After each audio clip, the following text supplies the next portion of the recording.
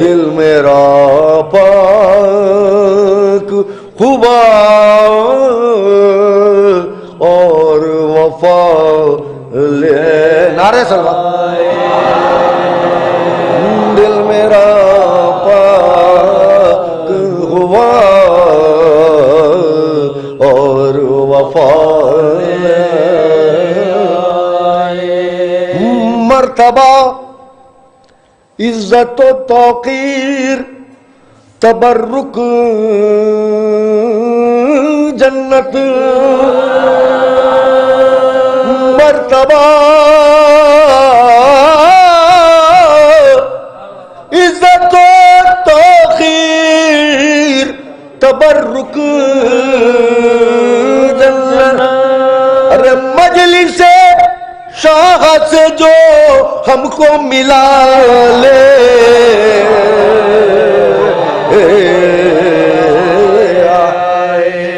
مجلس شاہ سے جو ہم کو ملا لے مجلس شاہ سے جو ہم کو ملا لے ہم نے جنت میں قدم رکھتے ہی اعلان کیا ہم نے جنت میں قدم رکھتے ہی اعلان کیا عرش کے واسطے ہم فرش عزا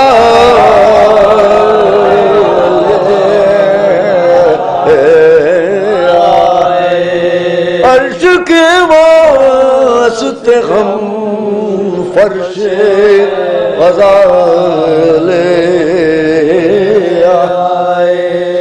عرش کے واسطے ہم فرش عزا لے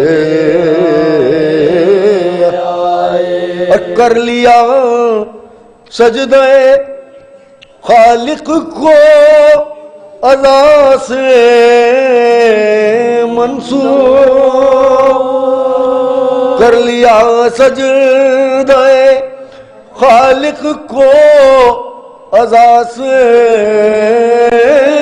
منسوب جانمازوں میں بھی ہم خاک شفا لے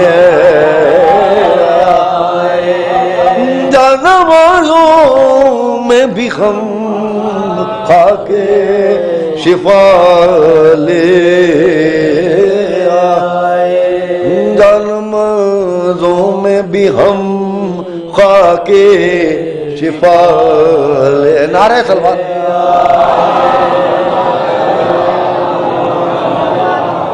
دیکھ کر سجدوں کو مفتی کے یہ بولا معبود دیکھ کر سجدوں کو مفتی کے یہ بولا معبود ارے تم سے کیا ہم نے منگایا تھا یہ کیا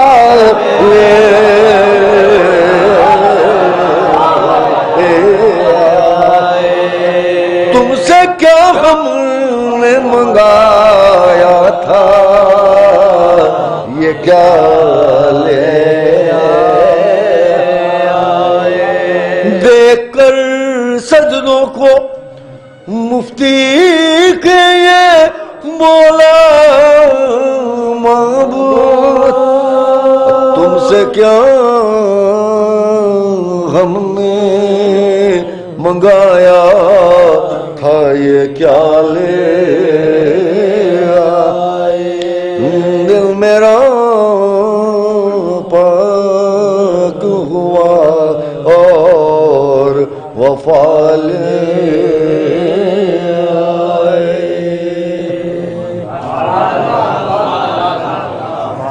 فاتحہ.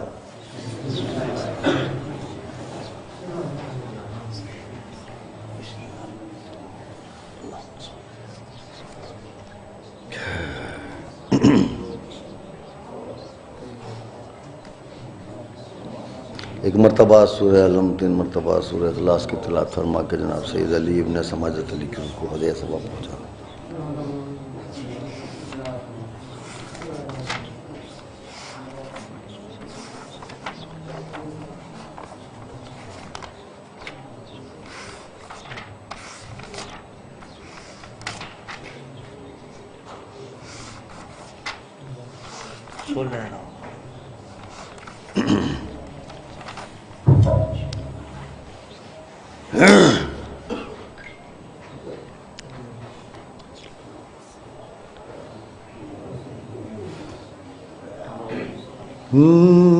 جب رخصت حسین کا آنگن آ گیا،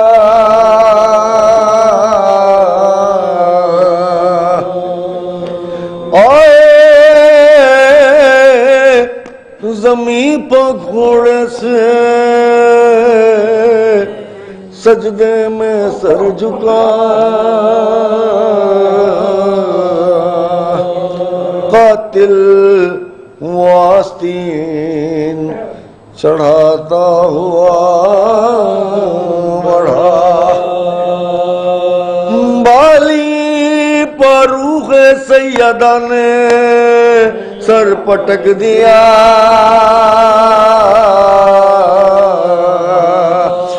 خنجر پھرا تو ماں کا کلیجہ الٹ گیا، خنجر پھرا تو ماں کا کلیجہ الٹ گیا، اور زہرا کی گود میں سر شبیر کٹ گیا،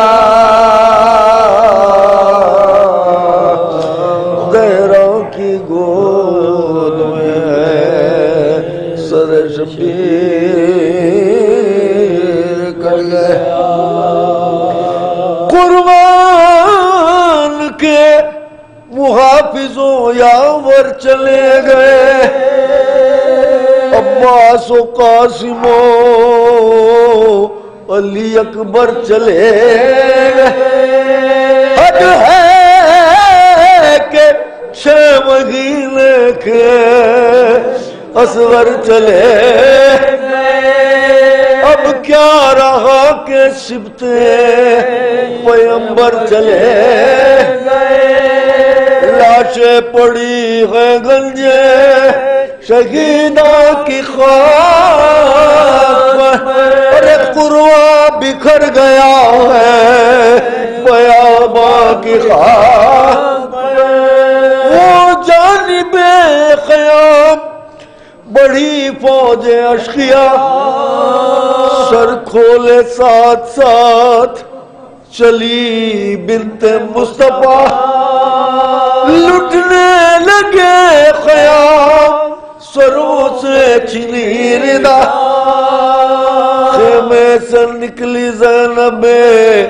مستربر رہ نہ پا، آغوش میں چھپا کے خدا کے کلام کو، اور بازو پکڑ کے لے چلی بیمار امام کو، بازو پکڑ کے لے چلی بیمار امام کو، زینب چلی تھی خیمے سے جب ہو کے بیریدہ، بیٹی کو تک رہی تھی بڑے دکھ سے سیدہ، بیٹی کو تک رہی تھی بڑے دکھ سے سیدہ، ایک بار سوئے عالم ارواح رخ کیا، دیکھا کہ دیکھتے ہیں ادھر ہی کو مصطفیٰ،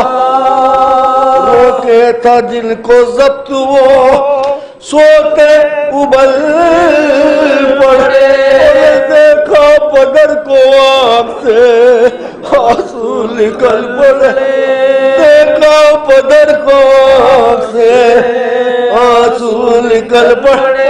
اب آپ بابا سے فریاد کر رہی ہیں، فرمایا رو کے دیکھتے ہیں آپ یا نبی، امت نے جو حضور کی عطرت کی قدر کی، ارے بابا صلہ تھا کیا میری خدمات کا یہی، بابا مرا حسین میری کو گزر گئی، بابا مرا حسین میری کو گزر گئی، ارے بابا قصور کیا تھا میرے نور عین کا، بابا چھری سے کاٹا گیا سر حسین کا، بابا چھری سے کاٹا گیا سر حسین کا، اور بابا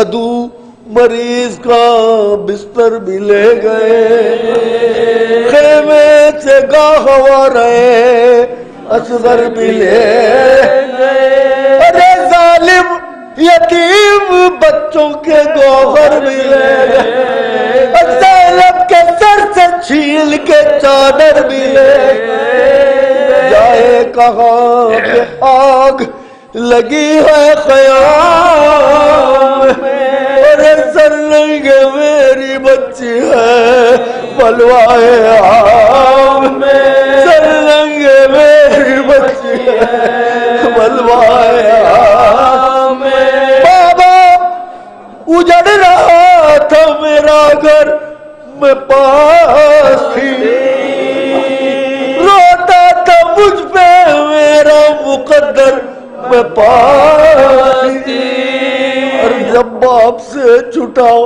علی اکبر میں پاس تھی، ہنستا تھا تیر کھا کے جب اصغر میں پاس تھی، ارے دیکھا حضور مجھ پہ جو عالم گزر گیا، دیکھا حضور مجھ پہ جو عالم گزر گیا، ارے بابا میں چپ رہی میرا عباس مر گیا، بابا میں چپ رہی میرا عباس مر گیا، بابا میں چپ رہی میرا عباس مر گیا، جب رخصت حسین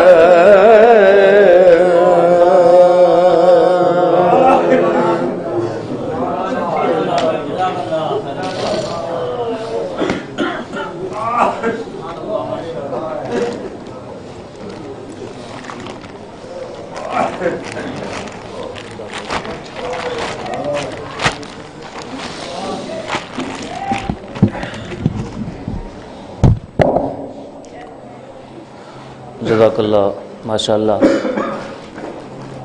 جناب حسن علی صاحب اپنے مخصوص انداز میں مرثیہ خوانی کے فرائض انجام دے رہے تھے، خدا ان کو عمر طولانی عطا فرمائے، ان کا سایہ ہمارے سروں پر قائم و دائم رہے۔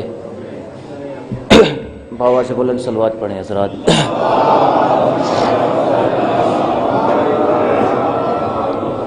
یہ مجلس ترحیم جس میں آج کے پیشخواں مہمان پیشخواں جناب خرم وسیم زادی جو آپ کے ضلع مظفر نگر سے ہی تعلق رکھتے ہیں، ایک ایسی آواز جو صرف ہندوستان میں ہی نہیں بلکہ ہندوستان سے باہر بھی آپ کے علاقے کا نام روشن کر رہی ہے، وہ آواز ایک ایسی آواز کہ جب یہ دونوں بھائی پڑھتے ہیں تو معلوم نہیں ہوتا کہ چھوٹا بھائی پڑھ رہا ہے یا بڑا بھائی پڑھ رہا ہے۔ میں ان کے استقبال میں 4 مصرے پڑھ رہا ہوں کہ دیکھے سر کیا ظلمت کا کنارہ کس نے۔ بابا سے بلند صلوات پڑھیں حضرات۔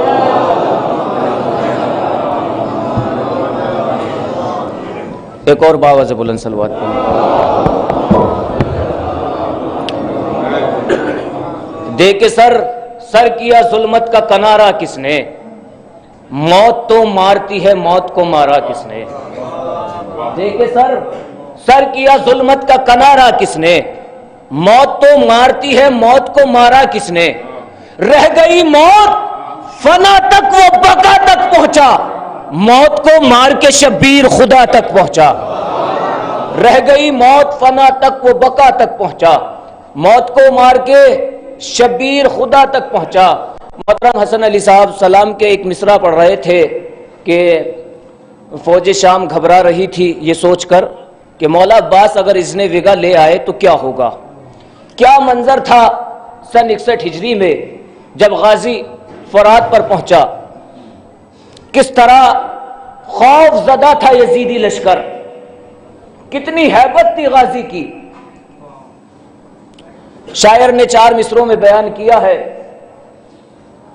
کہ علی کے شیر کا حملہ تھا یا قیامت تھی، علی کے شیر کا حملہ تھا یا قیامت تھی، یہ لگ رہا تھا زمین خون میں ڈوب جائے گی، اور لعین کہتے تھے بس اب کے چھوڑ دو عباس، ہماری نسل بھی اب کربلا نہ آئے گی۔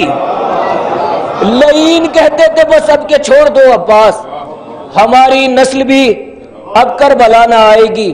آئیے حضرات، وقت کی تنگی کا لحاظ رکھتے ہوئے میں گزار ہوں جناب محترم خرم وسیم صاحب سے کہ وہ آئیں اور اپنے کلام سے سامعین کے قلوب کو منور فرمائیں۔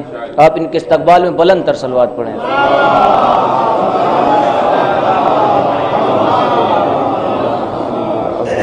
بڑھ محمد وآل محمد صلی اللہ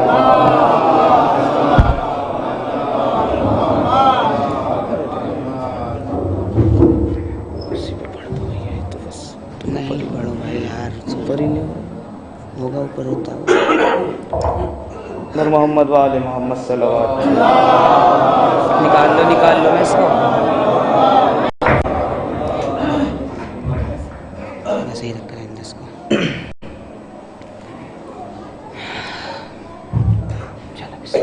چار مصرے کیونکہ یہ ایام بی بی سے منسوب ہے، اسے آغاز کرتا ہوں۔ دنیا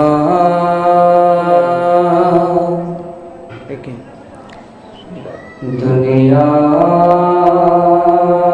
میں گر کوئی ہے سہارا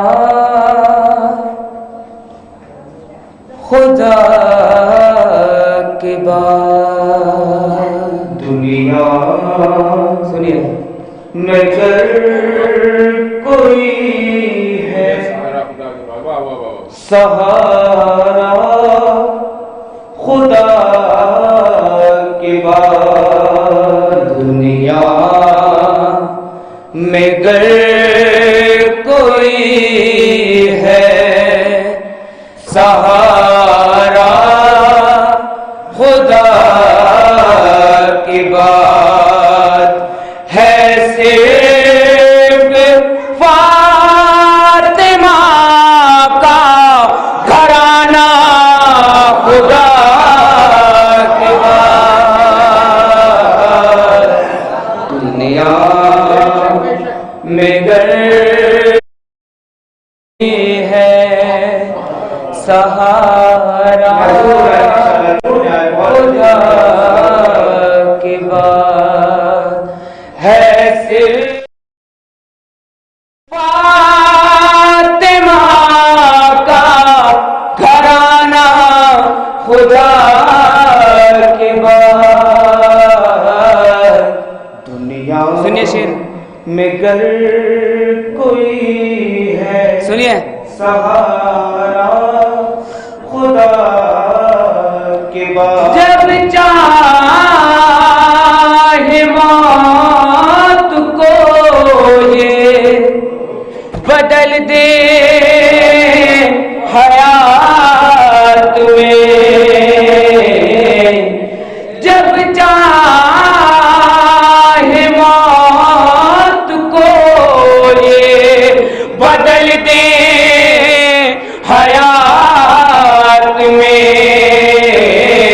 یہ اختیار رکھتی ہیں زہرا خدا کے بعد۔ دنیا میں گر کوئی ہے سہارا خدا کے بعد۔ اور ایک مطلع اور چند اشعار، یہ مصرع تھا جونپور کا۔ مرد کوئی ہے در کروار کے جیسا نہیں۔ سنیے پہلے رمل میں مرد کوئی ہے در کروار کے جیسا نہیں۔ سنیے اسی کے دل میں ایک مطلع اور چند اشعار بہت جلد دیا آپ کی سماعتوں کے حوالے۔ پرچم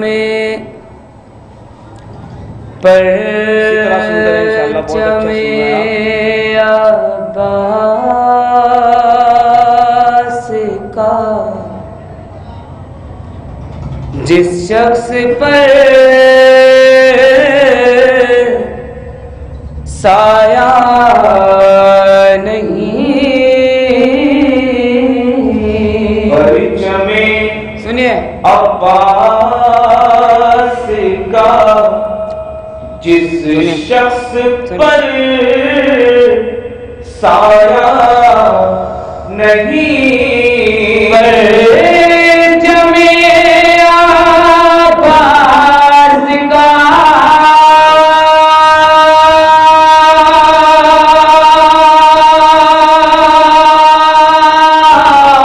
جس شخص پر سایہ نہیں، اس کی قسمت میں دعائے فاطمہ زہرا نہیں، قسمت میں دعائے فاطمہ زہرا نہیں۔ ظالموں سنیے شعر، ظالموں اتنا سا لشکر لے کے آئے ہو یہاں، ظالموں اتنا سا لشکر لے کے آئے ہو یہاں، ظالموں اتنا سا لشکر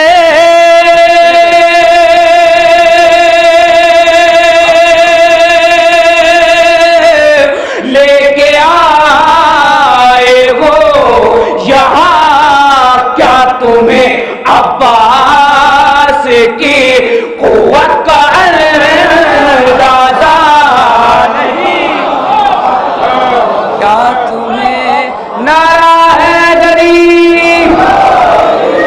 کیا تمہیں عباس کی قوت کا اندازہ نہیں؟ چادر پھر سنیے شعر، چادر تطہیر کہلا ان کیوں ان کی رضا، چادر تطہیر کہلا ان کیوں ان کی، سنیے شعر، چادر تطہیر کہلا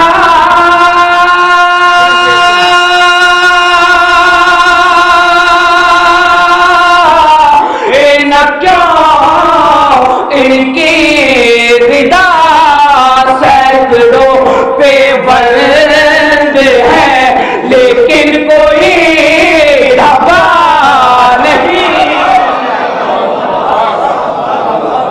سینکڑوں پہ بلند ہے لیکن کوئی دھبا نہیں، لیکن کوئی دھبا نہیں۔ کہ مس، پھر سنیے شعر، ہو کہ مس زہرا کے در سے इधर देखिए आप लोग, रफ़ाते पानी बुलंदियां बसे हो के मस हो के मस ज़हरा के दर से रफ़ाते सुनिए पानी बुलंदियां बसे हो के मस ज़हरा के दर से रफ़ाते पानी थी बस वरना ये तारा किसी के दर पे यूं झुकता नहीं, वरना ये तारा किसी और तो दर पे यूं झुकता नहीं। फातिमा की फिर सुनिए शेर, फातिमा की नौकरी सुनिए, फिजा तुम्हारा ये नसीब, फातिमा की नौकरी फिजा तुम्हारा ये नसीब, फातिमा की नौकरी फिजा तुम्हारा ये नसीब, ये शरफ तो हज़रते मरियम ने भी पाया नहीं, ये शरफ तो हज़रते मरियम ने भी पाया नहीं। और एक एतराज का जवाब इस शेर में मुलाहिजा करें, तारीख में पस नज़र ये शेर खूब सुने। हज़रते मरियम ने भी पाया नहीं। काट कर सुनिए शेर, फिर सुनिए शेर, काट कर अरज़क़ की गर्दन रन में कासिम ने कहा,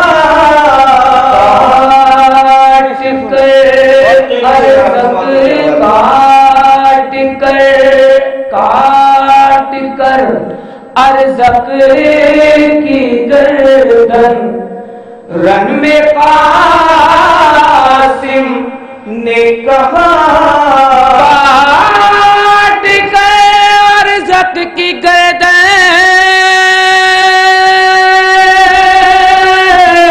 रन में कासिम ने कहा, कौन कहता है हसन मैदान तक आया नहीं,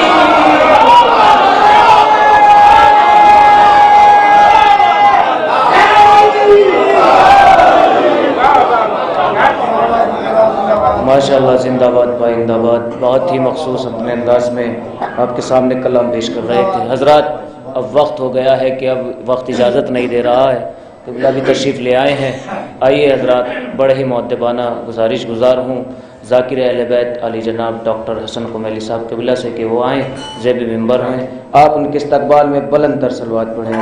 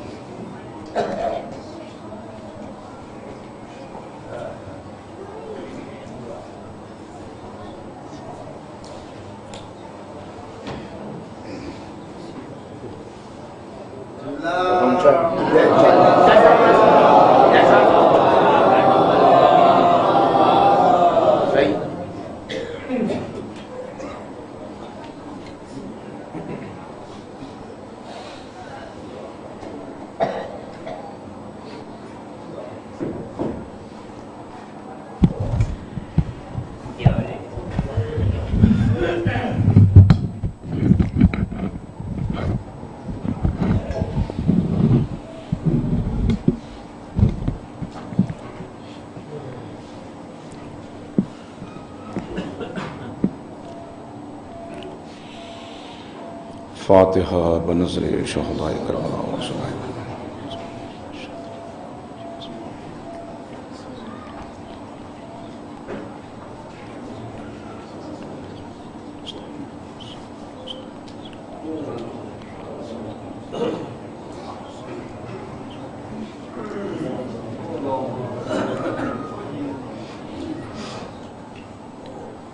حضرات ایک مرتبہ سورہ حمد اور 3 مرتبہ سورہ توحید کی تلاوت فرما کر مرحوم سید علی زیدی ابن سید سماجت علی زیدی کی روح کو احسان بسم اللہ الرحمن الرحیم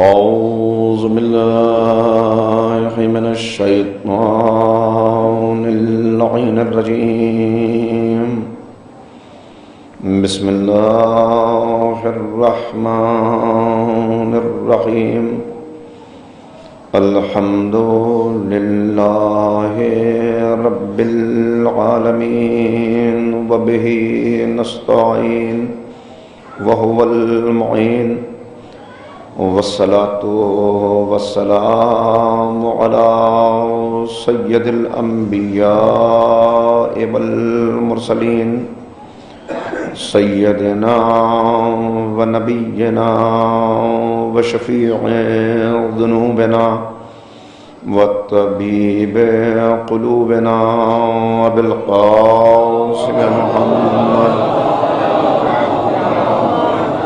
وآلہ الطیبین الطاہرین المعصومین المظلومین المنتخبین المنتجبین اما بعد فقد قال اللہ تبارک وتعالی فی کتابہ المجید وفرقانہ الرشید وقولہ الحق بسم اللہ الرحمن الرحیم کیف تکفرون باللہ وکنتم امواتا فاحیاکم ثم یمیتکم ثم یحییکم ثم الیہ ترجعون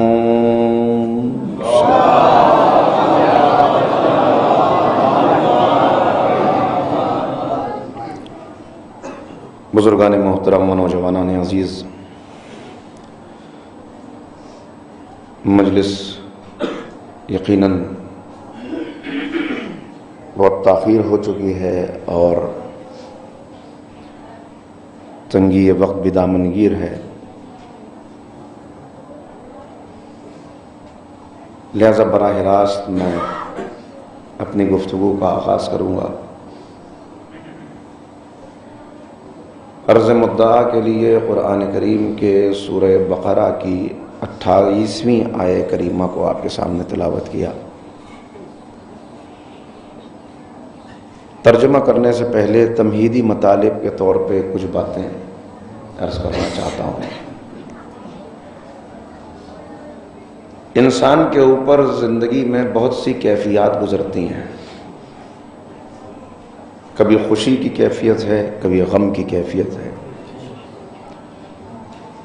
کبھی خوف کی کیفیت ہے، کبھی امید کی کیفیت ہے، کبھی غصے کی کیفیت ہے، کبھی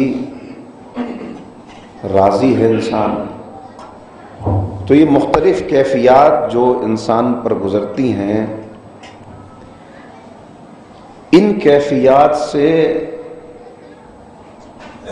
انسان کا مکمل طور پہ بچنا ناممکن ہے۔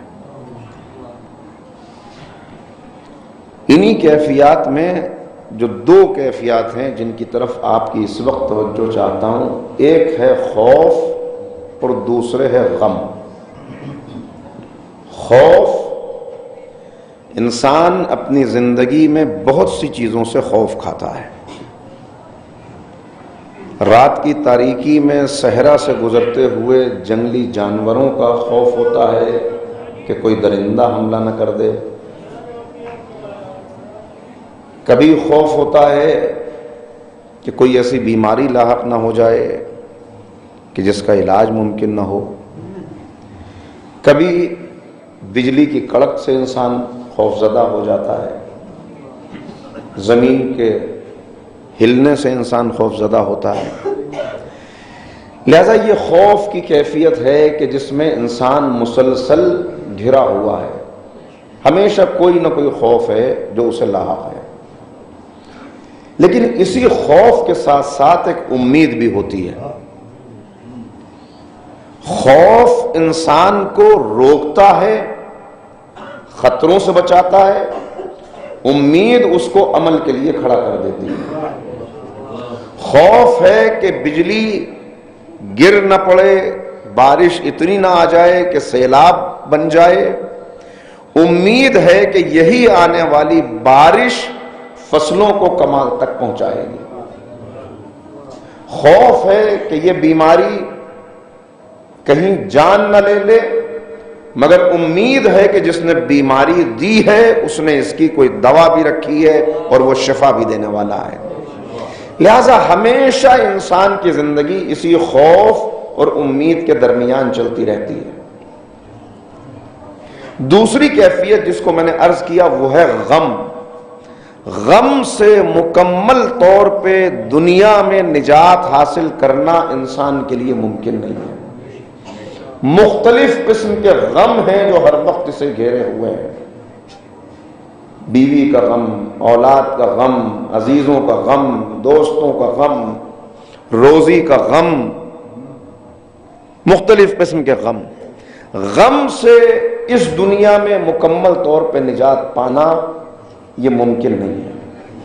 خوف سے نجات پانا بھی ممکن نہیں، غم سے نجات پانا بھی ممکن نہیں۔ لیکن خوف کو بھی کم سے کم تر کیا جا سکتا ہے اور غم کو بھی کم سے کم تر کیا جا سکتا ہے۔ مکمل طور پہ نجات ممکن نہیں۔ جتنا اس کو انسان نے کم کر لیا اتنی اس کی زندگی کامیاب ہوتی چلی جائے گی۔ کم کیسے کیا جائے؟ دیکھیے، پہلی چیز میں نے خوف عرض کی، یہ جتنے خوف ہمیں دنیا کے اندر ہمارے سامنے موجود ہیں جو ہمیں لاحق ہیں، اس خوف کا علاج کیا ہے؟ اگر قرآن کریم سے سوال کریں تو قرآن کہے گا کہ جو تمہارے خوف ہیں ہم نے تمہیں ان خوفوں سے ڈرایا نہیں ہے، ان میں سے کوئی ڈرنے کی چیز نہیں جس سے تم ڈرتے ہو۔ پھر قرآن نے کس چیز سے ڈرایا؟ قرآن نے ہمیں ڈرایا گناہوں کے انجام سے، جہنم کے خوف سے، اللہ کے غضب سے۔ کہا تم اپنے سارے خوفوں سے نجات نہیں پا سکتے مگر یہ سب کم ہو جائیں گے اگر حقیقت میں اس سے ڈرنے لگو گے جس سے ڈرنے کا ہم نے حکم دیا۔ ایک صلوات پڑھو محمد والے۔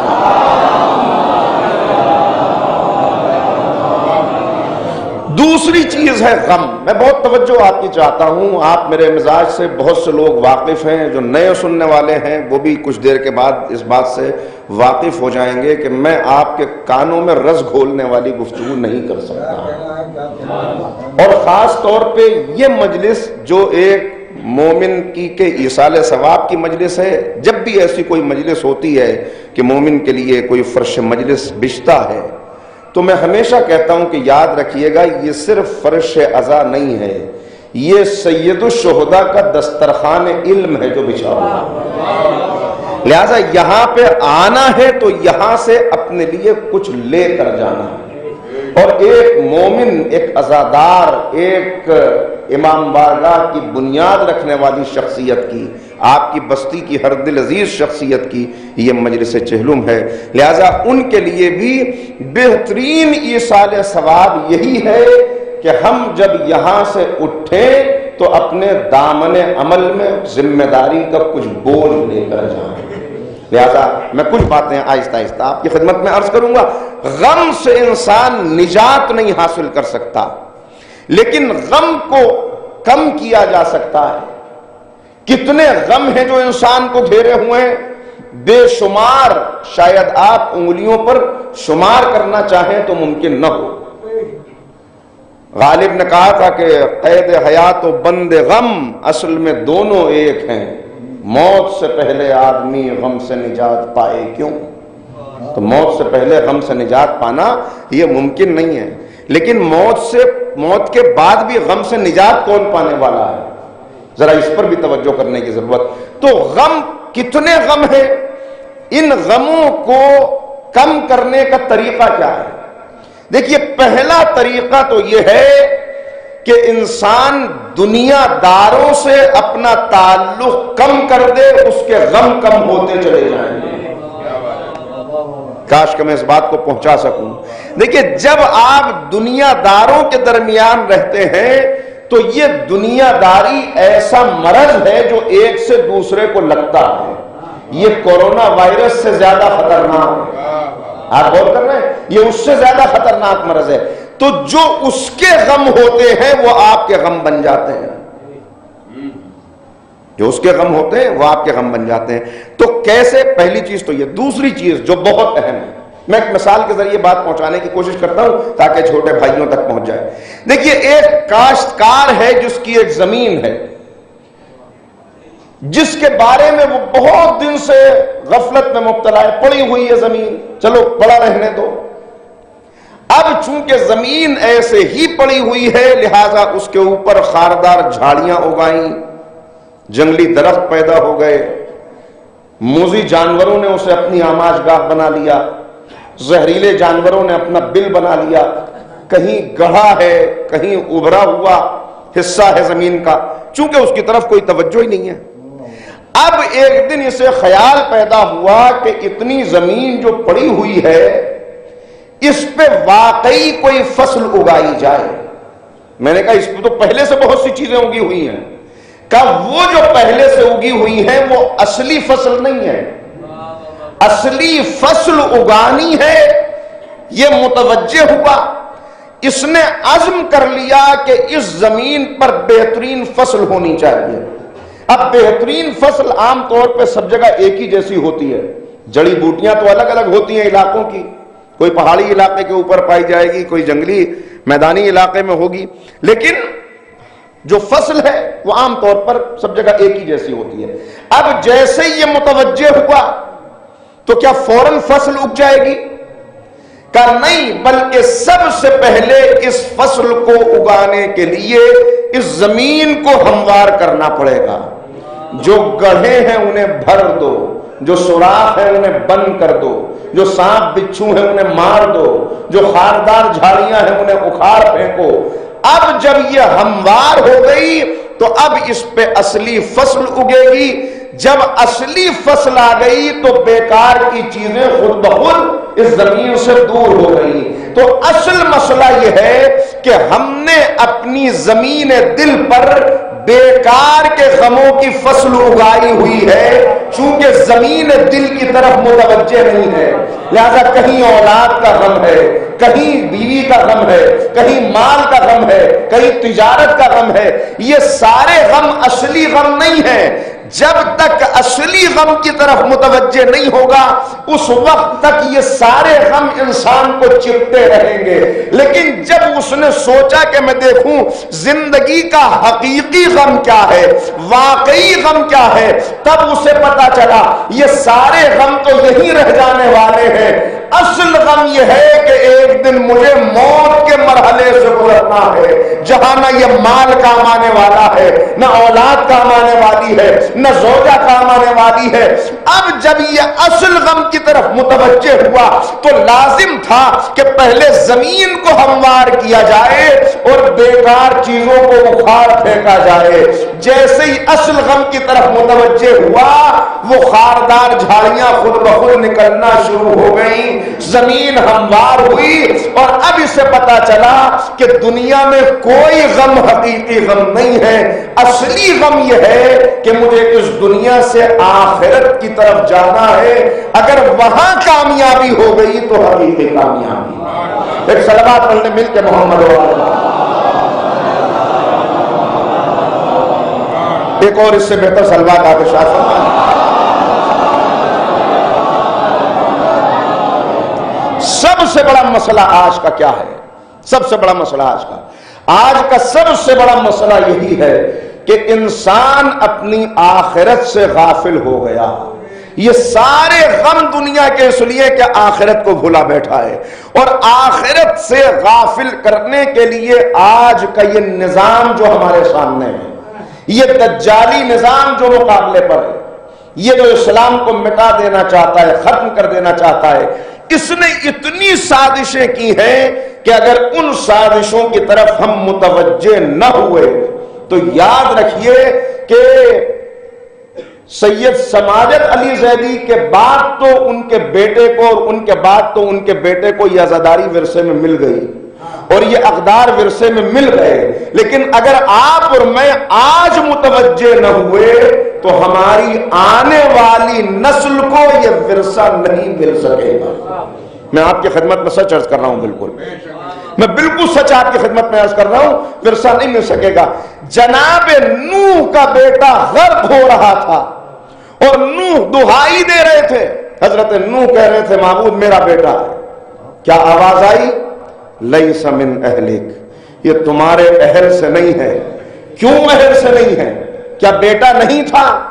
کہ نہیں، بیٹا تو تھا، جناب نوح کا صلبی فرزند تھا، جناب نوح کا نطفہ تھا، جناب نوح کا خون تھا، جناب نوح کا گوشت پوست تھا، لیکن جسمانی طور پر تو جناب نوح کا بیٹا تھا، اس کے ذہن کو اغوا کیا جا چکا تھا، یہ فکری طور پر، عقلی طور پر، ذہنی طور پر کسی اور کے راستے پر چل رہا تھا۔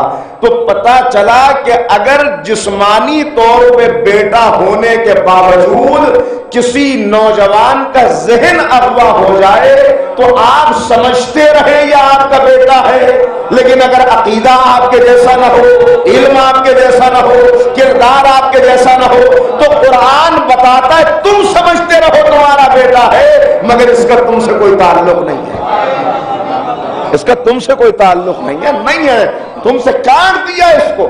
جب جناب نوح کی درخواست مسترد کر دی گئی ہے کہہ کر کہ نوح ہے تمہارا بیٹا، مگر عمل اس کا غیر صالح ہے، یہ چل رہا ہے کسی اور کے راستے پر۔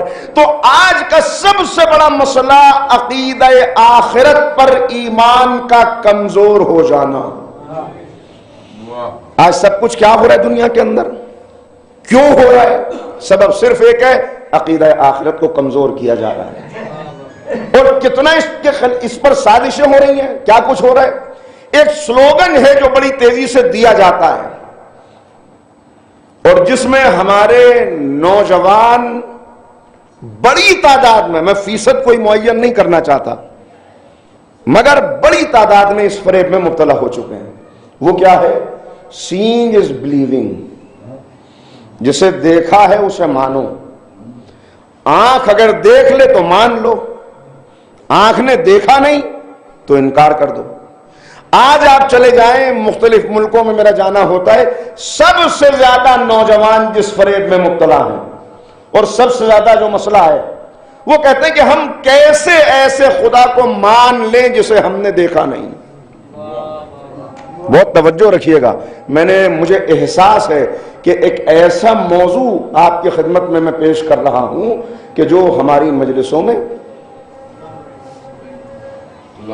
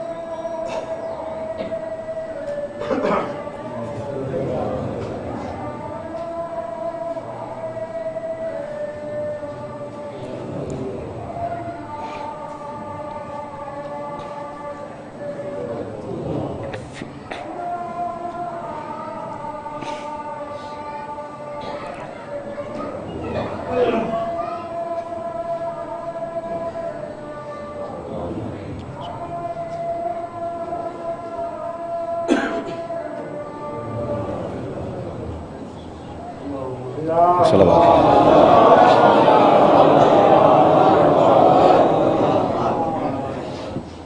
اس وقت تو یہ انتہائی مجبوری ہے کہ مجلس چونکہ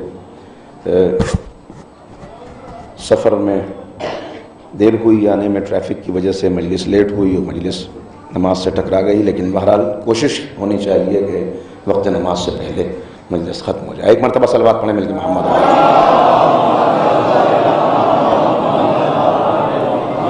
تو بس بہت تیزی سے چند باتیں آپ کی خدمت میں عرض کرنی ہے. تو آج کا سب سے بڑا چیلنج جو ایک مسلمان کے، ایک مومن کے سامنے ہے، وہ ہے نئی نسلوں میں، آنے والی نسلوں میں عقیدہ آخرت کو مضبوط کرنا. عقیدہ آخرت اگر مضبوط نہ ہو، ذرا سا اس کے اندر تذبذب رہ جائے تو انسان کس مرحلے پر پہنچتا ہے؟ اس مرحلے پر پہنچتا ہے کہ معصوم کو پہچاننے کے باوجود، معصوم کی معرفت کسی حد تک رکھنے کے باوجود، وہ اس دنیا کی خاطر اپنا ضمیر اور اپنا ایمان بیچنے پر تیار ہو جاتا ہے. جب ابن زیاد ملعون نے عمر سعد کو بلا کے اس سے کہا کہ تجھے ان لشکروں کی قیادت کرنی ہے جو سرکار سید الشہداء امام حسین کے خلاف لشکر بھیجے جا رہے ہیں، کہ ان لشکروں کی قیادت تجھے کرنی ہے، تو پہلا رد عمل کیا تھا؟ پہلا رد عمل اس کا یہ تھا، نہیں، یہ ممکن نہیں ہے، یہ نہیں ہو سکتا. میں اور شہادت حسین، میں اور قتل حسین. گیا رات بھر اپنے بستر پہ کروٹیں بدلتا رہا اور اپنے آپ سے یہ سوال کرتا رہا کہ کیا حسین کو قتل کرنے کے بعد جنت مل سکتی ہے؟ کہ نہیں، بوئے جنت نہیں مل سکتی۔ رات بھر کروٹیں بدلتا رہا بستر پہ، اشعار کہتا رہا، اور صبح آیا تو آنے کے بعد کیا فیصلہ کیا؟ کہ میں تیار ہوں اس لیے کہ ملک کے رے کو نہیں چھوڑ سکتا۔ یہ ملک کے رے لینے پر کیوں تیار ہو گیا؟ معصوم کی اتنی معرفت اسے بھی ہے کہ یہ جانتا ہے کہ حسین کو قتل کرنے کے بعد جنت کی بو بھی سونگھنے کو نہیں ملے گی، مگر اس کے باوجود تیار ہے۔ کیوں؟ اس لیے کہ رات بھر لیٹا ہوا سوچ رہا ہے کہ آخرت میں میرا کیا ہوگا، مگر پتہ نہیں آخرت ہے بھی کہ نہیں ہے، جنت ہے بھی کہ نہیں ہے، جہنم ہے بھی کہ نہیں ہے، پتہ نہیں آخرت کے دن حاضر ہونا بھی ہے کہ نہیں ہے، اور اگر ہوا بھی تو چلو دیکھا جائے گا، اس لیے کہ دنیا کیش ہے، جنت وعدہ ہے، لہذا وعدے کے اوپر جو دنیا کو چھوڑ کے جو مل رہا ہے۔ تو یہ کس چیز نے اس کو عمر سعد بنا دیا؟ کس چیز نے قاتل سید الشہداء بنا دیا؟ امام حسین آواز دے کر کہہ رہے تھے جو آخری خطبہ دیا ہے، تم میں عمر سعد کہاں ہے؟ عمر سعد، اور یہ اپنا منہ چرا رہا تھا، سامنے نہیں آ رہا تھا۔ جب یہ سامنے آیا تو امام نے اس کو خطاب کر کے یہی کہا کہ کیا سمجھتا ہے مجھے قتل کرنے کے بعد ملک کے رے مل جائے گا تجھے؟ یاد رکھ، تجھے ملک کے رے کی گندم کا ایک دانہ بھی نصیب نہیں ہوگا۔ اور پھر امام نے ارشاد فرمایا، میں صاف دیکھ رہا ہوں کہ کوفے میں تیرا سر نیزے پہ بلند ہے اور چھوٹے چھوٹے بچے تیرے سر پہ کنکریاں برسا رہے ہیں۔ امام نے بتا دیا، سب کچھ معلوم ہے، لیکن اس کے باوجود چونکہ عقیدہ آخرت کمزور تھا، معصوم کو دیکھنے کے باوجود، معصوم کو پہچاننے کے باوجود، معصوم کے اوپر ظلم کے انجام سے واقف ہونے کے باوجود ظلم کر بیٹھا، قتل کیا، کیا کیا نہیں کیا اس نے۔ تو یہ عقیدہ آخرت اگر کمزور ہو گیا، آج کیا ہے؟ سینگ از بلیونگ، جسے دیکھا ہے اسے مانو۔ یہ وہ سلوگن ہے جس نے بڑی تیزی سے نوجوان نسل کو، خاص طور پر جن کا تعلق یونیورسٹیز سے ہے، جو جاتے ہیں یونیورسٹیز میں، ان کو اپنی گرفت میں لے لیا۔ دیکھا ہے اسے مانو کا کیا مطلب؟ دنیا نظر آتی ہے اسے مان لو، آخرت کو دیکھا کس نے انکار کر دو۔ جسم نظر آتا ہے اسے مان لو، روح کو دیکھا کس نے انکار کر دو۔ کائنات نظر آ رہی ہے مان لو، خالق کو دیکھا کس نے انکار کر دو۔ دنیا کی نعمتوں کا دسترخوان سجا ہوا ہے، سامنے موجود ہے، ان کو مان لو، جنت دیکھی کس نے انکار کر دو۔ تو یہ ہے فریب جو دیا جا رہا ہے، اس فریب نظر میں مبتلا کرنے کی کوشش ہے، اور مسلسل اس کے لیے باتیں چل رہی ہیں۔ کہا کہ یہ بتائیے آپ کا خدا قادر ہے؟ کیا بے شک قادر ہے۔ رحیم ہے؟ کیا ارحم الراحمین ہے؟ رحمان ہے، رحیم ہے۔ کہ اگر خدا قادر بھی ہے اور رحیم بھی ہے تو پھر دنیا میں غربت کیوں ہے؟ پھر دنیا میں ظلم کیوں ہے؟ پھر دنیا میں مفلسی کیوں ہے؟ پھر دنیا میں بیماری کیوں ہے؟ پھر دنیا میں لوگ اپاہج کیوں پیدا ہو رہے ہیں؟ کہ اس کا مطلب دیکھیں فریب کیا ہے؟ کہ اس کا مطلب ایک بات مانیے، یا تو وہ رحمان اور رحیم نہیں، نعوذ باللہ، یا اگر وہ رحیم ہے تو قدرت نہیں رکھتا، قادر نہیں۔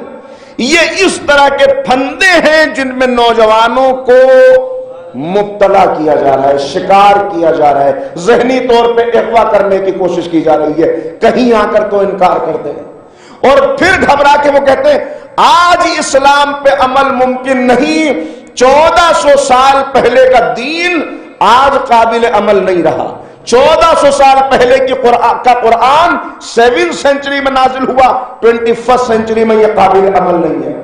یہ ہے نتیجہ۔ نتیجہ کس کا؟ وہ بیج جو بویا گیا، یہ اس کا پھل ہے کہ آخرت، غیبت آنکھ سے دیکھو تو مانو، غیبت کا انکار کرو۔ اسلام بات کہاں سے شروع کرتا ہے؟ اسلام کہتا ہی بات یہاں سے ہے، الذین یؤمنون بالغیب۔ مومن کون؟ یہ کہہ رہے ہیں سینگ از بلیونگ، اسلام کہہ رہے ہیں بلیونگ ان ان سین۔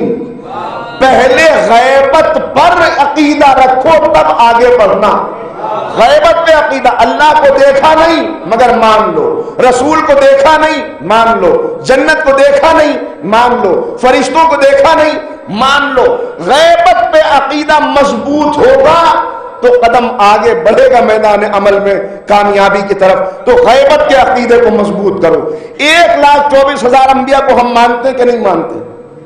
کتنوں کو آپ نے دیکھا؟ کسی ایک دو کو کم کر لیجئے. دیکھا نہیں, حالات تو پڑھے ہوں گے, شجرہ تو معلوم ہوگا, حسب نسب تو جانتے ہوں گے, کس علاقے میں آئے خبر ہوگی, کن قوموں کی ہدایت کی معلوم ہوگا. اچھا یہ سب نہ معلوم ہو, 1,24,000 کے نام تو پتا ہوں گے. کیا صاحب 25 سے زیادہ کے نام بھی معلوم نہیں. آپ دیکھیں ہمارا عقیدہ غیبت کتنا مضبوط ہے. 25 سے زیادہ کے نام بھی معلوم نہیں. جب نام معلوم نہیں تو ایمان کیوں رکھتے ہو؟ حالات نہیں پتا, شجرہ نہیں معلوم, کہاں آئے نہیں پتا, ماں کون تھی, باپ کون تھا, کس علاقے میں آئے, کس قوم کی ہدایت کی, قوم کا رویہ کیسا تھا, کیا گزری, قبریں کہاں ہیں, کچھ نہیں خبر مگر مان لیا. کیوں مانا؟ کہ صادق و مصدق رسول نے کہہ دیا, ہم نے مان لیا. کاش میں پہنچا سکوں. یعنی پیغمبر کی صداقت. اب دل چاہتا یہاں پہ ایک جملہ کہہ دوں تاکہ آپ متوجہ بھی ہو, مجھے آگے بڑھنے کی راہ بھی مل جائے. عزیزو, جس نبی کے کہنے سے جن نبیوں کو دیکھا نہیں, حالات نہیں سنے, ان کو مان لیا. یہ عجیب بات ہے. شجرہ نہیں معلوم مگر مان لیا, حالات نہیں معلوم مگر مان لیا. ارے تو جس نبی نے بتایا کہ 1,24,000 انبیاء آئے, بتایا دکھایا نہیں, اسی نے غدیر کے منبر سے کسی کو دکھا کے کہا صلوات پڑھ محمد و آل محمد.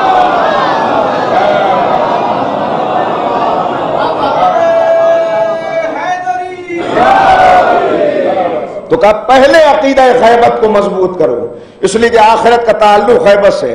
یہی وجہ ہے قرآن کریم کو آپ پڑھنا شروع کریں, ہر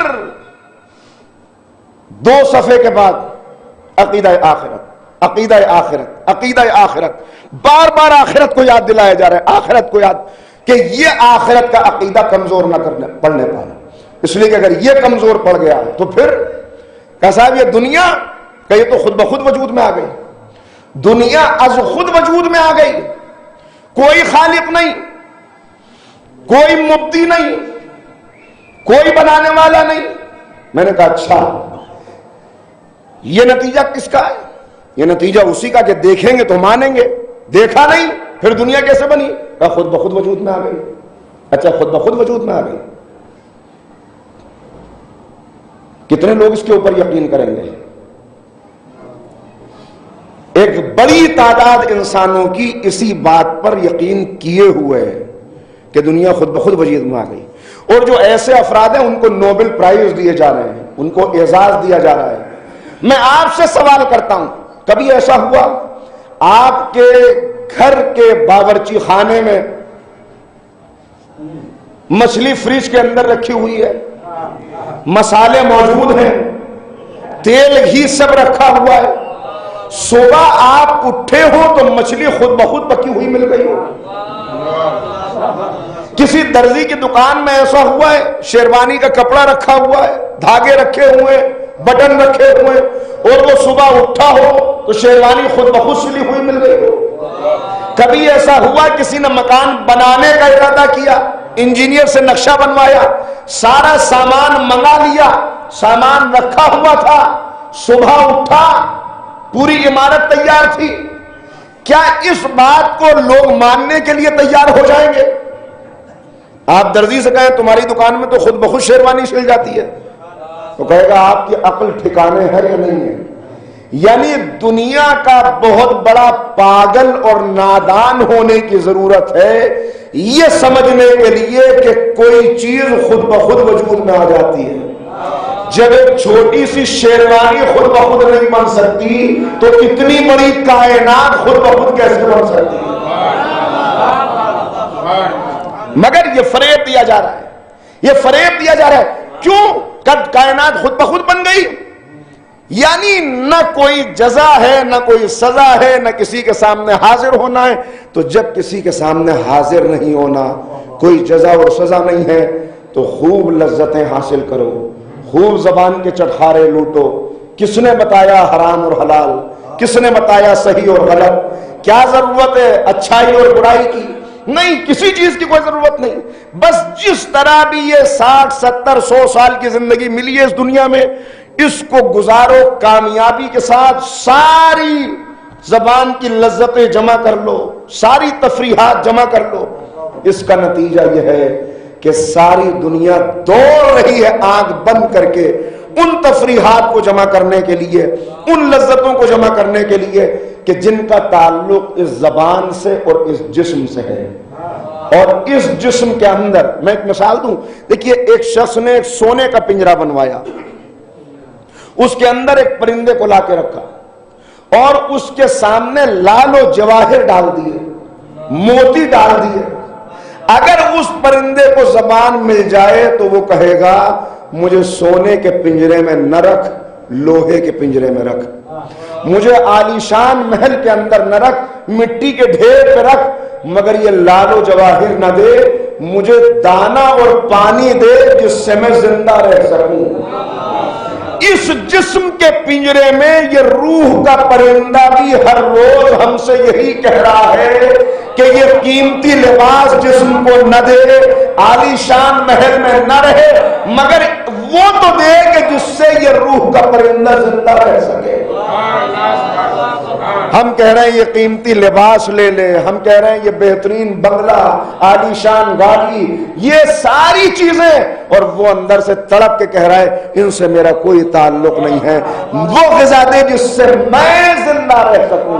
اور ہم دن بدن اس کو اور زیادہ اس کے گلے کو گھونٹتے چلے جا رہے ہیں، اس کو کچلتے چلے جا رہے ہیں. نتیجہ یہ ہے کہ دجالیت عروج پہ پہنچ رہی ہے، مادیت عروج پر پہنچ رہی ہے، اور معصومین کا پیغام کہیں پسے پشت تحت الشعور میں جاتا چلا جا رہا ہے. ایک وقت وہ آئے گا کہ بس کیا زندگی، چارے اور باڑھے کی زندگی جو ایک حیوان کی زندگی ہوتی ہے. لہذا اب بہت ضرورت ہے کہ اس پہ غور کیا جائے. آخرت جب تک آخرت پہ عقیدہ مضبوط نہ ہو. میں مثالیں ایک دو آپ کی خدمت میں عرض کروں. اچھا، مذہب کو چھوڑیں، مذہب سے ہٹ کے فطرت سے سوال کریں. مجھے یہ بتائیے، اس دنیا کے اندر اچھائی اور برائی تو سب جانتے ہیں. کوئی ایسا شخص ہے جو اچھائی برائی نہ جانتا ہو؟ ہر ایک کو پتا ہے سچ بولنا اچھا ہے، دھوکہ دینا برا ہے. ہر ایک کو معلوم ہے ظلم کرنا بری چیز ہے، عدل و انصاف کرنا اچھا ہے. یہ وہ بات ہے جس کے لیے نہ کسی وحی کی ضرورت، نہ نبی کی ضرورت، نہ کسی حوالے کی ضرورت، نہ آسمانی کتاب کی ضرورت. آپ ظالم سے بھی پوچھیں کہ ظلم کرنا کیسا ہے تو وہ ظلم کی تعریف نہیں کرے گا. ظالم بھی چاہتا ہے میں سب پہ ظلم کروں، مجھ پہ کوئی ظلم نہ کرے. ہر جھوٹا چاہتا ہے میں جھوٹ بولوں مگر مجھ سے جھوٹ نہ بولا جائے. ہر دھوکہ دینے والا چاہتا ہے میں سب کو دھوکہ دوں مگر مجھے کوئی دھوکہ نہ دے. تو ہر انسان جانتا ہے اچھا کیا ہے، برا کیا ہے، یہ تو ہر ایک کو معلوم ہے. تو اب میں ایک سوال کرتا ہوں، جب اچھائی اور برائی پتہ ہے تو کیا اس دنیا میں اچھائی کا کوئی انعام ہونا چاہیے؟ جب ایک چیز اچھی ہے اور ایک بری ہے تو اچھائی کی کوئی جزا ہونی چاہیے؟ کا بے شک ہونی چاہیے. برائی کی کوئی سزا ہونی چاہیے؟ کا ہونی چاہیے. کیا اس دنیا کے اندر اچھائی کی واقعی جزا ممکن ہے؟ کیا برائی کی واقعی سزا ممکن ہے؟ دیکھیں، یہ تو ہو سکتا ہے دنیا میں جو عدالتیں بنی ہوئی ہیں کہ کسی انسان نے برائی کی، ظلم کیا تو یہ اس کو کچھ سزا دے دیں. اب اس سزا کا بھی ابھی جائزہ لیں گے. لیکن کہیں ایسا ہوا کہ کسی شخص کو اس بات کے لیے انعام دیا گیا ہو کہ اس نے زندگی میں کبھی جھوٹ نہیں بولا، اس نے زندگی میں کبھی کسی کو دھوکہ نہیں دیا. اچھا، ایسے کو مجھے تو نہیں معلوم دنیا کی کوئی عدالت ایسی بھی ہو جو انعام دیتی ہو اس بنیاد پر، اس نے کبھی دھوکہ نہیں دیا، اس نے کبھی جھوٹ نہیں بولا، اس نے کبھی برائی نہیں کی ہے؟ زیادہ سے زیادہ آپ کے محلے علاقے میں کوئی نیک شخص ہو، اس کو ممکن ہے کہ اتنا انعام دے دیا جائے کہ اسٹیج پہ بلا کے اس کے گلے میں ہار ڈال دیں، اس کو مومنٹو دے دیں، اس کو شال پہنا دیں، اگرچہ یہ بھی ہوتا نہیں ہے، اس لیے کہ ہمارے معاشرے میں متقی جوتوں پر بیٹھا ہوتا ہے، شرابی کو مہمان خصوصی بنایا جاتا ہے، یہ بھی ہوتا نہیں ہے۔ آپ دیکھ لیجئے کون ہے مہمان خصوصی اور کہاں ہے متقی؟ کون اس کو پوچھ رہا ہے بیچارے؟ متقی کو تو بے وقوف کہا جاتا ہے، انعام اسے کون دے گا؟ تو اس دنیا میں نیکی کا انعام دینے والا کوئی ادارہ نہیں۔ کیا برائی کی سزا اس دنیا میں مل رہی ہے؟ کہ صاحب ہم تو یہ دیکھ رہے ہیں کہ برائی کے راستے پر چلنے والا وہ دن دونی رات چوگنی ترقی کر رہا ہے، وہ آگے بڑھتا چلا جا رہا ہے، اور نیکی کی راہ پر چلنے والا بیچارہ دن بدن گمنامی کی زندگی گزار رہا ہے، غربت کی زندگی گزار رہا ہے، تنہائی کی زندگی گزار رہا ہے۔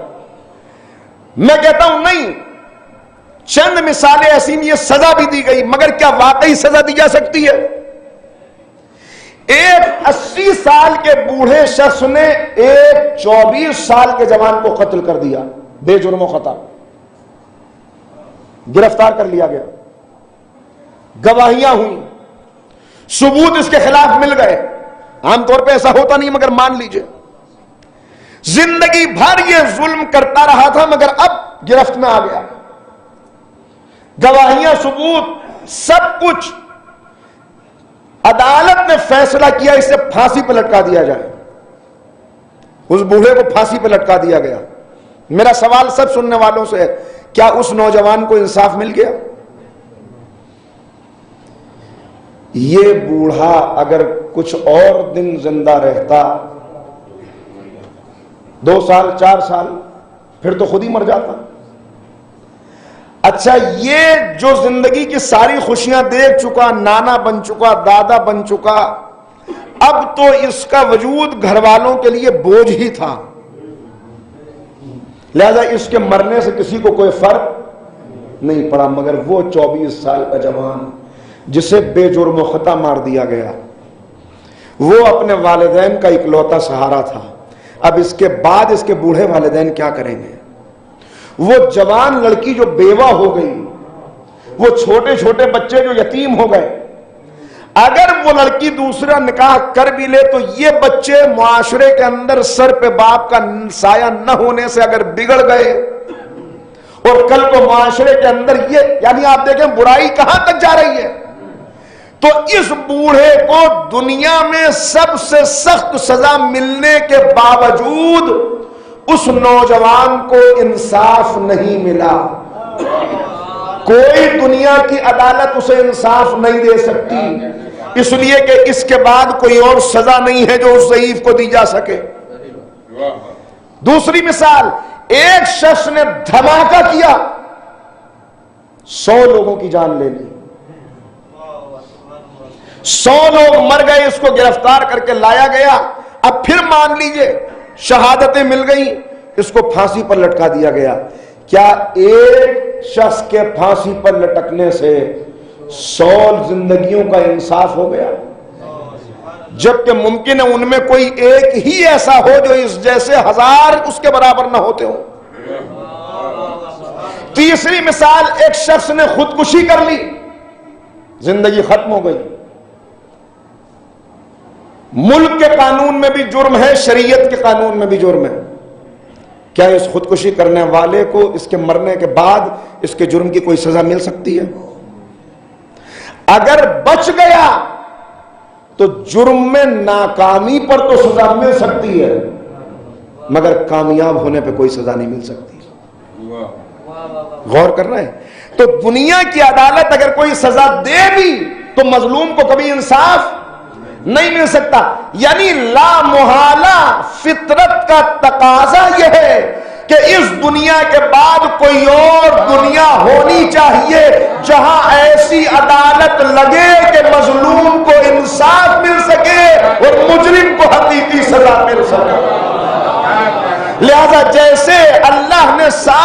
چیزوں کو جوڑوں میں پیدا کیا، سورج کے ساتھ چاند، زمین کے ساتھ آسمان، پہاڑوں کے ساتھ سمندر، مرد کے ساتھ عورت، آسمان کے ساتھ زمین، اسی طرح دنیا کے ساتھ آخرت۔ جب تک آخرت کو شامل نہ کیا جائے دنیا سمجھ میں نہیں آئے۔ صلوات پڑھیں محمد و آل محمد۔ اور ایک اس سے بہتر صلوات آپ حضرات پڑھیں تو بات۔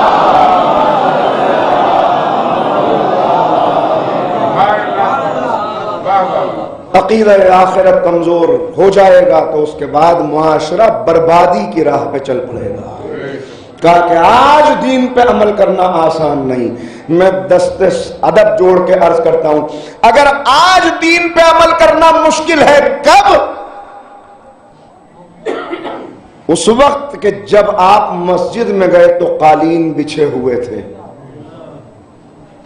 پردے لگے ہوئے تھے، گرم موسم میں ٹھنڈے پانی کا انتظام تھا۔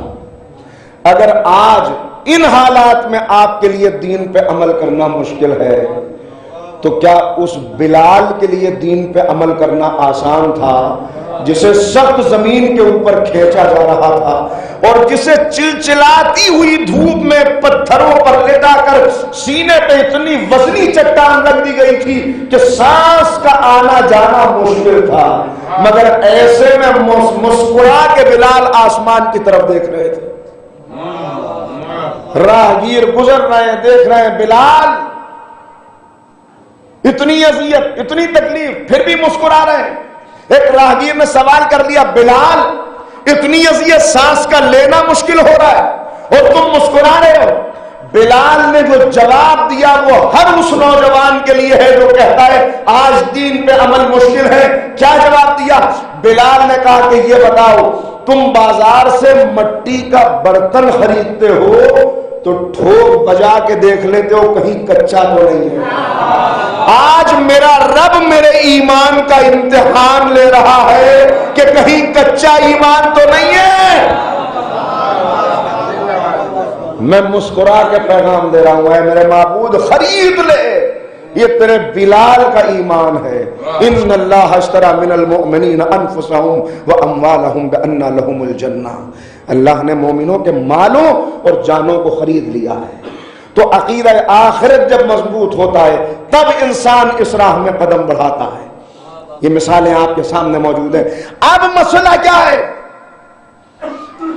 مسئلہ یہ کہ عقیدہ آخرت تو بتا دیا گیا، لیکن دنیا میں جب بھی کوئی نظریہ پیش کیا جائے اس کے پیچھے دلیل کے طور پہ دنیا میں کوئی مثال دینی پڑتی ہے۔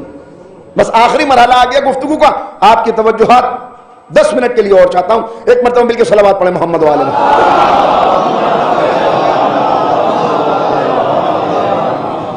اسی دنیا میں اس کے لیے کوئی مثال کہ جمہوریت بڑی اچھی چیز ہے، تو جنہوں نے جمہوریت کو پیش کیا انہوں نے کچھ ملکوں کو نمونے کے طور پہ پیش کیا کہ دیکھ لیجئے جمہوریت کتنی اچھی ہے۔ کہ کمیونزم بڑا اچھا ہے، جس نے کمیونزم کا نظریہ دیا اس نے روس کو پیش کیا کہ دیکھیے کمیونزم کتنی اچھی چیز ہے، اس کی بنیاد پہ یہ معاشرہ۔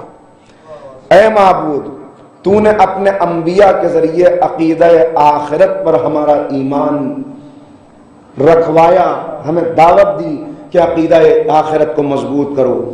اس عقیدہ آخرت کے لیے کوئی مثال بھی ہونی چاہیے، کوئی ایسی مثال ہو کہ دنیا والے اسے دیکھتے چلے جائیں، ان کا عقیدہ آخرت مضبوط ہوتا چلا جائے۔ کوئی ایسا ہو ہے کہ ہم نے اپنے انبیاء کو اسی لیے بھیجا، انبیاء آئے، معاشرے قائم کیے، چلے گئے، پھر لوگوں نے بدل دیا، مگر کوئی ایسی مثال ہونی چاہیے جو بلا تفریق مذہب و ملت، مسلمان ہو یا غیر مسلم، ہر ایک کے سامنے وہ مثال پیش کر دی جائے کہ دیکھو یہ ہے عقیدہ آخرت۔ توجہ رکھیے گا تاکہ لوگوں کا عقیدہ۔ اب میں ایک مثال دوں اور اسی پر بس گفتگو آخری۔ میں آپ کے سامنے یہ عرض کروں، آپ سے یہ درخواست کروں کہ بھائی میں بہت ملکوں میں گیا ہوں، ایک ملک ایسا ہے کہ جہاں آپ اگر میرے کہنے سے اپنا مال لگا دیں تو 10 گنا ہو کے واپس ملے گا. کتنے لوگ ہیں جو لگانے کے لیے تیار ہو جائیں گے؟ کہا مولانا ہم آپ کو سچا ضرور مانتے ہیں مگر یہ بات ذرا ایسی ہے کہ جس میں اب دل تو چاہ رہا ہے مال ایسی جگہ لگے 10 گنا ہو کے واپس ملے جائے، مگر خطرہ ہے. خطرہ کیا ہے؟ اگر کہیں یہ بات سچ نہ نکلی تو کیا ہوگا؟ میں سمجھ گیا کہ آپ میری بات پر یوں عمل نہیں کریں گے، مگر میں چاہتا تھا کہ آپ کو فائدہ پہنچے، لہذا میں نے اب آپ سے کچھ نہیں کہا بلکہ اپنا مال وہاں لگانا شروع کر دیا. دکان بیچی، مال وہاں لگا دیا، گھر بیچا، مال وہاں لگا دیا، بیٹے کو وہاں بھیج دیا، بھائی کو وہاں بھیج دیا، دوستوں کو وہاں بھیج دیا، سب کو وہاں بھیج کے اپنا سب کچھ اس ملک سے ختم کر کے جب میں جانے لگا، اب میں خود بھی وہاں جا رہا ہوں، تب میں نے آپ سے آ کے کہا دیکھیے میں نے آپ سے کہا تھا بڑے فائدے کا سودا ہے. جن جن لوگوں نے میری بات مان لی اور وہاں چلے گئے وہ سب کامیاب ہو گئے، کہیں سے کہیں پہنچ گئے.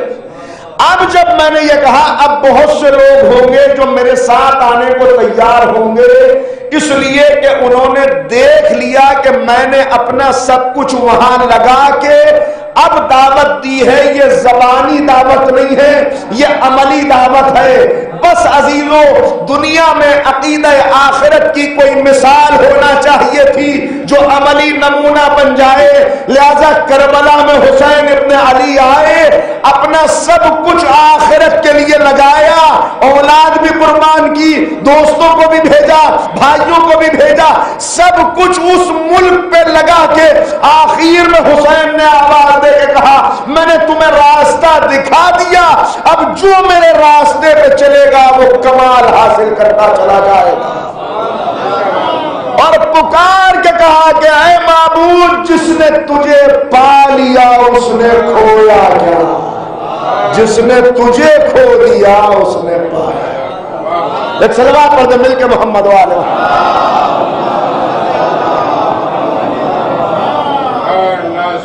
جس نے تجھے پا لیا اس نے کھویا کیا. آج سب کچھ پا لے انسان مگر وہی نہ پا سکے کہ جو اسے کمال تک پہنچانے کے لیے لازم ہے. آج ہر چیز کا انتظام ہو جائے مگر وہ روح اندر گھٹتی چلی جائے اور گھٹ گھٹ کے ختم ہو جائے.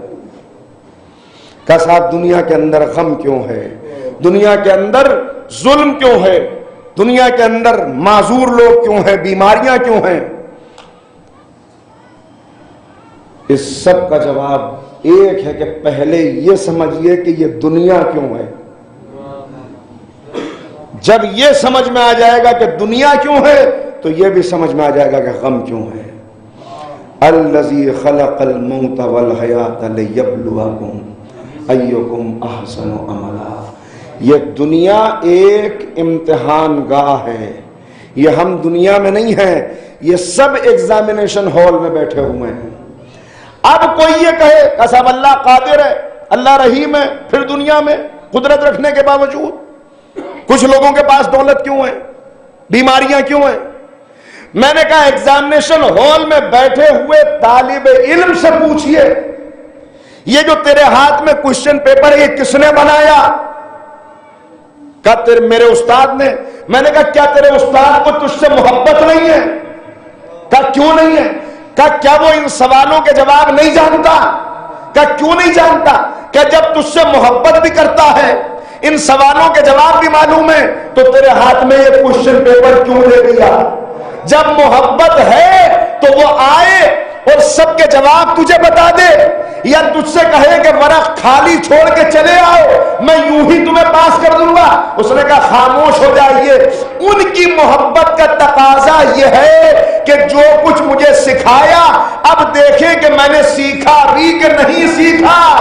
بھئی یہی جواب ہے. اللہ رحیم ہے، قادر بھی ہے، مگر اس نے ہمیں امتحان کے لیے اس دنیا میں بھیجا ہے. وہ دیکھنا چاہتا ہے یہ میری جنت کے لائق ہے کہ نہیں ہے. जन्नत के लिए इंतखाब हो रहा है, ये जन्नत के लिए इम्तिहान चल रहा है। देखें किस लायक है। और इन्हीं में कुछ ऐसे भी होते हैं जो आगे बढ़ के कह देते हैं कि ऐ माबूद, ये इम्तिहान तो जन्नत के लिए है, मगर हम तेरी इबादत न जन्नत के शौक में कर रहे हैं न दोज़ख के खौफ में कर रहे हैं, बल्कि तू लायक इबादत है इसलिए तुझे सजदा। सल्लल्लाहु अलैहि मोहम्मद व आले मोहम्मद।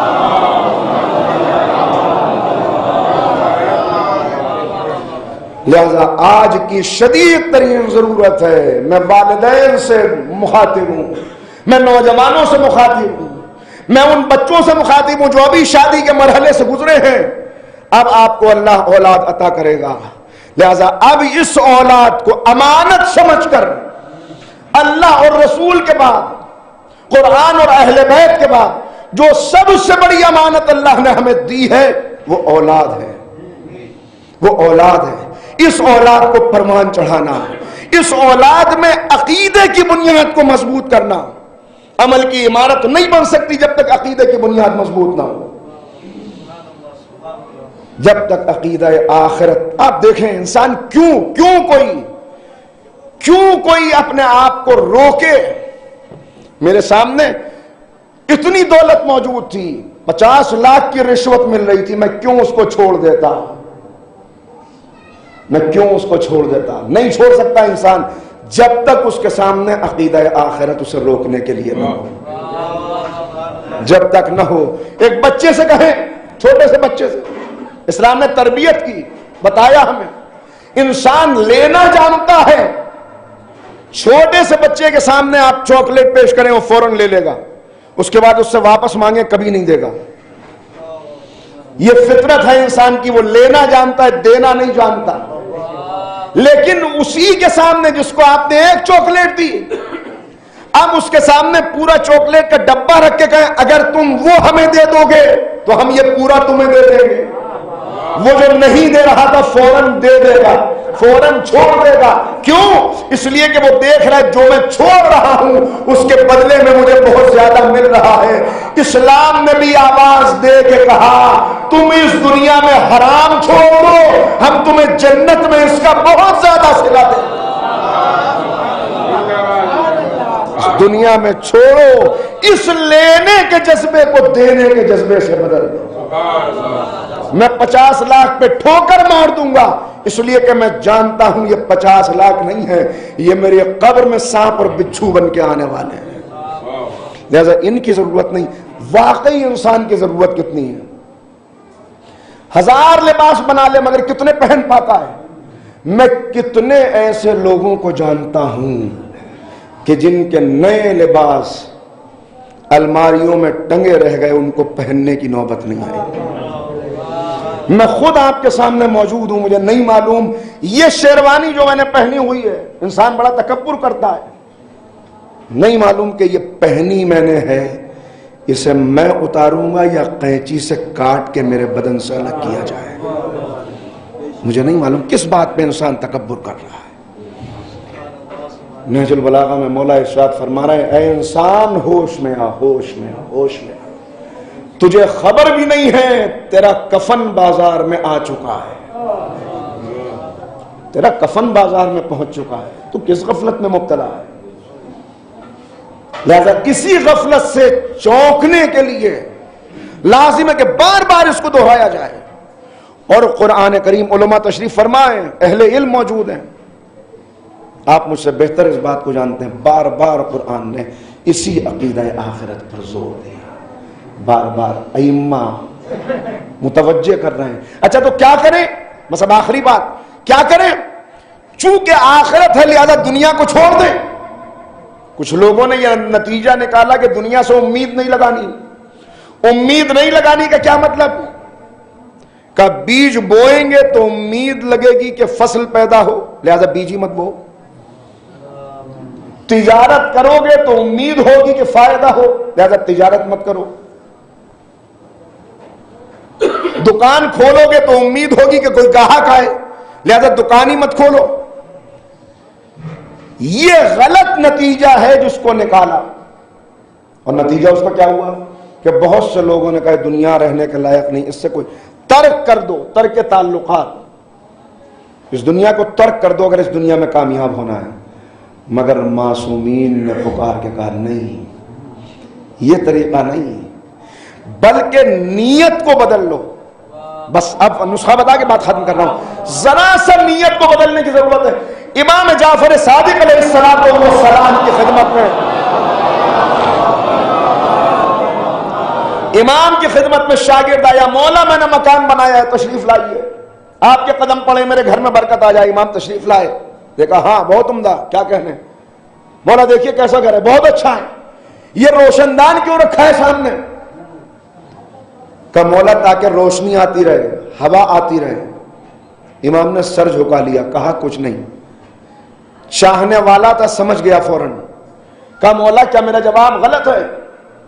کہا اگر اس کو رکھتے وقت تیری نیت یہ ہوتی کہ ادھر سے آواز اذان آئے گی تو جلدی سے مسجد میں چلا جاؤں گا تو تجھے ہوا تو ملتی ہی رہتی، روشنی تو ملتی ہی رہتی، مگر جب تک یہ کھڑکی قائم رہتی اس وقت تک تیرے نامہ اعمال میں نیکیاں لکھی جاتی رہتی۔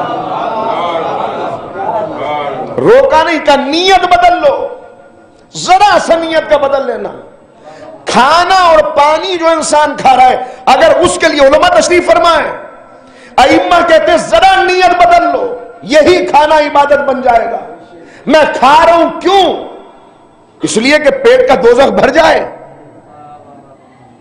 اگر اسی لیے کھا رہا ہے تو پھر نہج البلاغہ میں مولا ارشاد فرما رہے ہیں اللہ نے ہر انسان کو ایک پیٹ دیا ہے۔ دیکھیے کیا خوبصورت بات ہے جس پہ گفتگو ختم ہو رہی ہے۔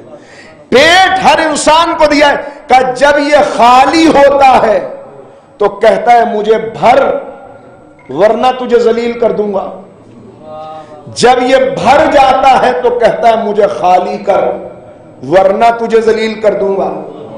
امام فرمانے جس انسان کے سامنے کوئی آخرت نہ ہو اس کی پوری زندگی اسے بھرنے اور خالی کرنے میں گزر جاتی ہے۔ کیوں کھا رہا ہوں؟ پیٹ کا دوزخ بھر جائے؟ نہیں، اس لیے کھا رہا ہوں کہ اس کھانے سے بدن میں طاقت آئے گی تو کسی برادر مومن کی خدمت کروں گا۔ یہی کھانا عبادت بن گیا، یہی کھانا عبادت بن گیا۔ تو زندگی کے 99% کام جو ہماری عبادت کے دائرے سے باہر ہیں، اگر ذرا نیت بدل لیں وہ سب عبادت میں شامل ہو جائیں۔ روکا نہیں، عقیدہ آخرت دے کے دنیا سے روکا نہیں، کہ دنیا کے ذریعے ہی سے آخرت حاصل کرنی ہے، لہذا دنیا کو چھوڑنا نہیں، دنیا کو اپناؤ، حاصل کرو، بہترین غذا کھاؤ، بہترین لباس پہنو، بہترین مکان بناؤ، بہترین سواری رکھو، مگر اتنا خیال رہے کہ جب میرے بدن پہ قیمتی لباس ہے تو میرا بھائی برہنہ تو نہیں ہے، جب میں بہترین غذا کھا رہا ہوں تو میرے ضعیف والدین بھوکے تو نہیں ہیں، جب میں اچھی سواری میں بیٹھا ہوں میرا ہمسایہ کہیں اس کے اوپر فاقے تو نہیں گزر رہے۔ کہ بس یہ ہے طریقہ، اور کیسے یہ کرنا ہے اس کے لیے کربلا۔ اللہ اکبر۔ میں نے عرض کیا کہ جہاں آخری وقت میں بھی امام دعوت دے رہے ہیں، کس طرح دعوت دے رہے ہیں؟ نظردارو، بس ختم ہو گئی گفتگو، مگر ایک جملہ آپ کی خدمت میں عرض کروں۔ استاد جواد عاملی کا ایک جملہ ہے، وہ کہتے ہیں کہ مولا کائنات کے تعلق سے کہہ رہے ہیں کہ علی نے اپنی زندگی میں سارے کام مکمل کیے، مگر 2 کام تھے جو نامکمل رہ گئے، زمانے نے مہلت نہ دی اس لیے وہ مکمل نہیں ہو سکے۔ کون سے 2 کام؟ کا ایک تو خطبہ نامکمل رہ گیا، خطبہ دے رہے تھے، کوئی شخص کھڑا ہو گیا، سوال کر لیا اس نے، خطبہ نامکمل رہ گیا۔ مولا نے پھر آگے، ابن عباس نے بہت چاہا مولا خطبہ آگے بڑھائیے، خطبہ شخشقیہ مکمل نہیں ہوا، نامکمل رہ گیا۔ تو کیا کہہ رہے ہیں؟ کہتے ہیں کہ ایک خطبہ نامکمل رہ گیا، ایک ابن ملجم کی ضربت کی وجہ سے سجدہ نامکمل رہ گیا۔ کا وارثوں کا کام ہوتا ہے نامکمل کو مکمل کرنا، لہذا مدینے سے ایک بہن بھائی چلے، اور دونوں نے کاموں کو آپس میں تقسیم کر لیا. زینب نے پکار کے کہا بھیا خطبہ میں مکمل کر دوں گی، سجدہ تم مکمل کر دینا. خطبہ زینب نے مکمل کیا، سجدہ حسین نے مکمل کیا. اور کیسا مکمل کیا؟ یہ ہے دنیا کو دعوت دینا. کیسے مکمل کیا؟ گویا کربلا کے میدان میں کھڑے ہوئے حسین کہہ رہے تھے کہ جب ساری دنیا کی توجہ میری طرف ہوگی تو میں اپنا سر سجدے میں رکھ کے سب کو اپنے معبود کی طرف لے آؤں گا. تم آؤ میری طرف، میں تمہیں لے جاؤں گا اللہ کی طرف. ارے کیسا سجدہ، ایسا سجدہ کہ جو تمام سجدوں کی آبرو ہے، ایسا سجدہ جو بندگی کی معراج ہے. مگر ایسا سجدہ کرنے والا بھی کیا کہہ رہا تھا؟ بقول میر انیس یہ آخری وقت تھا جب حسین سب کچھ قربان کر چکے تھے، رب کی بارگاہ میں اپنی قربانی پیش کرنے کے لیے بڑھ رہے تھے. مگر اس وقت عالم کیا تھا؟ اس وقت بھی امام کہہ رہے تھے، انیس کہتے ہیں، حسین کہتے تھے کہ اے میرے معبود تو نے دولت جو تھی مجھ خاک نشی کو سونپی، وہ امانت تیرے بندے نے زمین کو سونپی. اے معبود جو کچھ تو نے مجھے عطا کیا تھا میں نے تیری راہ میں قربان کر دیا. اور اب قربان کر کے کیا کہہ رہے تھے؟ ہاتھ خالی تیرے دربار میں آتا ہے حسین. عزادارو سن رہے ہیں کہ ہاتھ خالی تیرے دربار میں آتا ہے حسین، کوئی تحفہ تیرے لائق نہیں پاتا ہے حسین.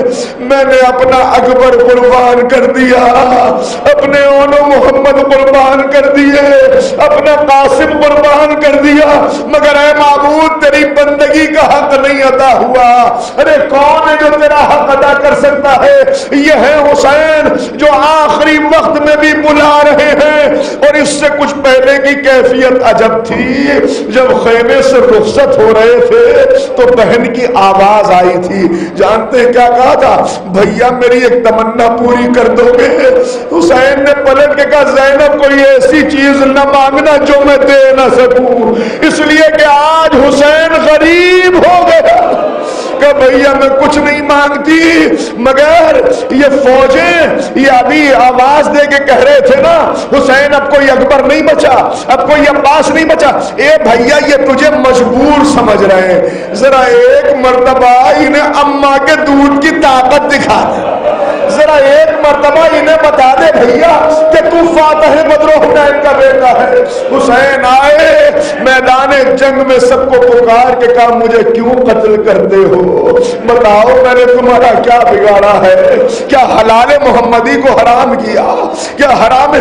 اس کے بعد عجیب فکرہ کا اب بھی اگر میرے قتل سے باز آ جاؤ میں تمہیں معاف کرنے کے لیے تیار. ارے یہ رحمت للعالمین کا نواسا ہے. یہ جملہ صرف حسین ہی کہہ سکتے.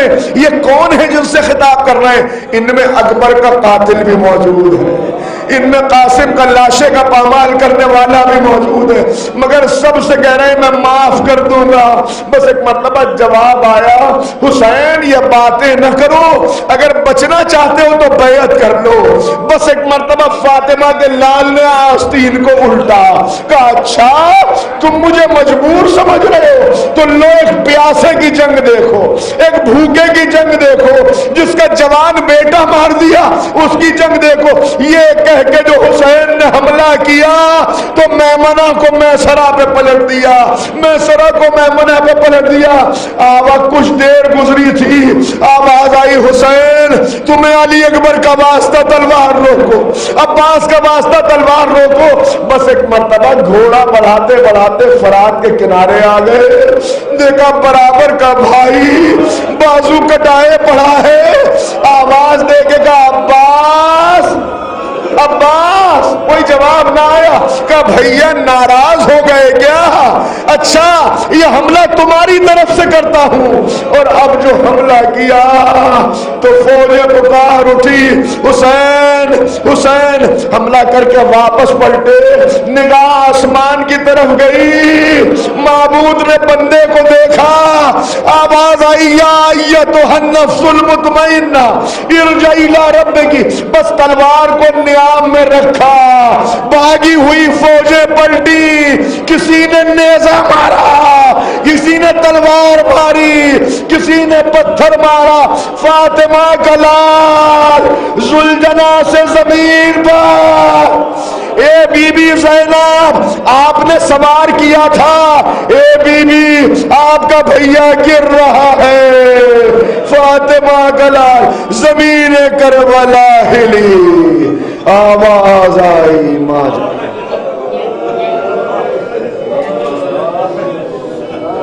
سیعلم الذین ظلموا ای منقلب ينقلبون۔ بار الہ اس عبادت کو اپنی بارگاہ میں قبول فرما۔ معبود اہل بیت کے چاہنے والے جہاں جہاں ہیں، جان مال عزت و آبرو کی حفاظت فرما۔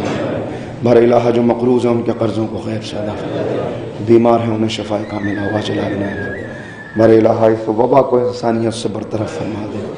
بار الہ اس ذکر کے صدقے میں مرحوم سید علی زیدی صاحب کے درجات کو بلند فرما۔ بار الہ ہم سب کے مرحومین و مرحومات کے درجات کو بلند فرما۔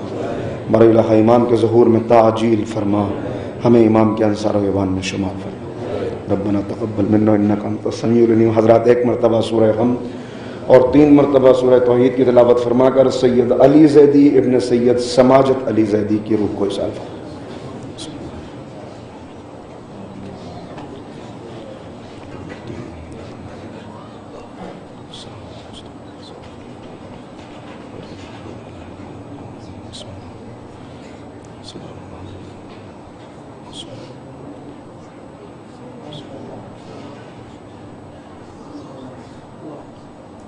Amen.